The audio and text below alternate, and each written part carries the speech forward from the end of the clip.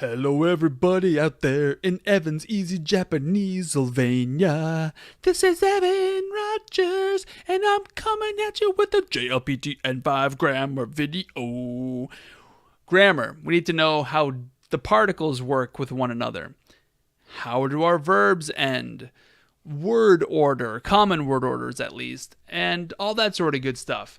Before I continue, consider subscribing, sharing, donating, liking the video, and consider becoming a subscriber over at Subscribestar or Patreon or bitbacker.io, because I'll be coming out with some new exciting stuff, and I'm giving out rewards for subscribers. All right, well, with all that being said, let's go ahead and get a move on. Let's get through this. We have kino, which they didn't give us the kanji, oddly. They could have just given us the kanji with the Hiragana. That means yesterday.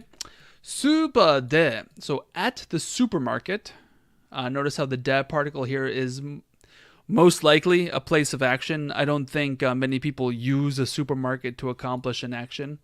So this is probably, shoot with a gun, eat with a fork, meet somebody with a supermarket.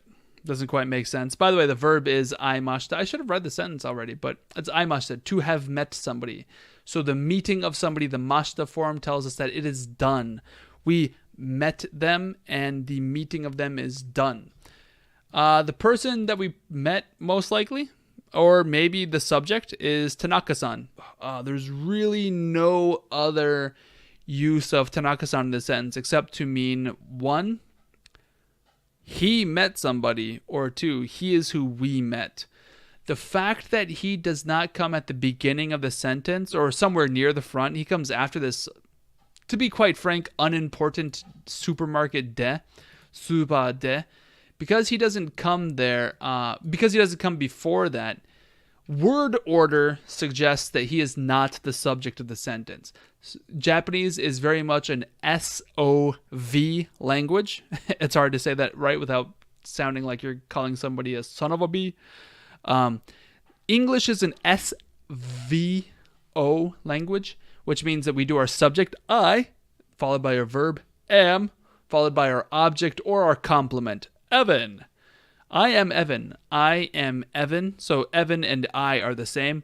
Or I eat potatoes. So, right, I do the action of eating, and the thing that I eat is potatoes. SVO. All right, Japanese is an SOV language, which means I, and then the thing that I ate is potatoes, and then what did I do to them? I ate them. It's hard to do this in Japanese, but it's hard to say this in English. I, potatoes, ate them. And see, I added because it's just so English.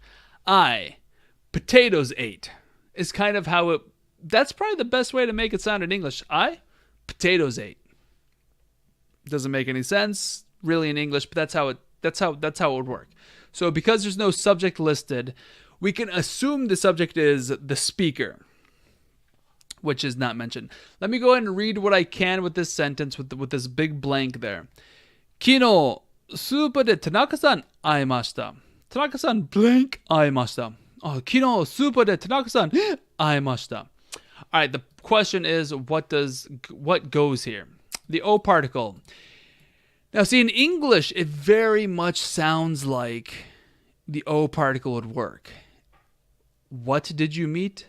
I met Tanaka. What did you see? I saw a dog, right? All of that feels like the same feeling. What did you eat? I ate a pizza. Who did you meet? I met Tanaka. It feels very much like a direct object. However, O doesn't work with this kind of a structure. Sorry, it's not O. Some of you probably did think it was, but it just doesn't work like that. And we'll get into it when we get the correct answer.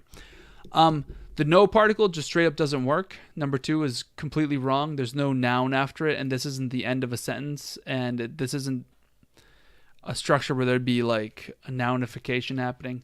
At this level, no is 100% wrong simply because there's no noun after it. I don't think they have taught any other usage of it. I guess there doesn't have to be. Okay, so sorry, let me rephrase that. This isn't possessive either. Like, if I were to just have Tanaka-san no, that would be Tanaka's. But that doesn't make any sense. Hey, yesterday at the supermarket, I met Tanaka's. Like, that's my, that is my pencil can be, the pencil is mine. Like, that feeling of mine can also be like Tanaka's. Hey, whose is that? That's Tanaka's. Hey, what did you meet at the store yesterday? I met Tanaka's. No, we'd have to have actually, in order for that to work, like, let's say that we're talking about like Tanaka's daughter. Hey, at the store yesterday, I met Tanaka. Whose daughter did you meet yesterday? Oh, I met Tanaka's at the supermarket yesterday. That would work in English because we would be using the O particle in English. Our brains would be saying the O particle in our head if we knew that that was the O particle.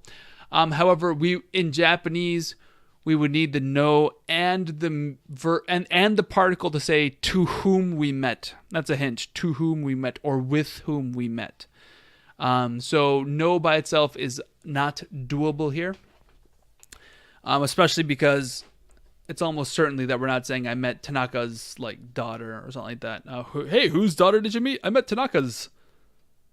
It just doesn't, with just one sentence, it's not going to do that to us. Okay, de shows us the location of action, which would be supa de, so we already have that de particle, or it would be the tool by which we met somebody.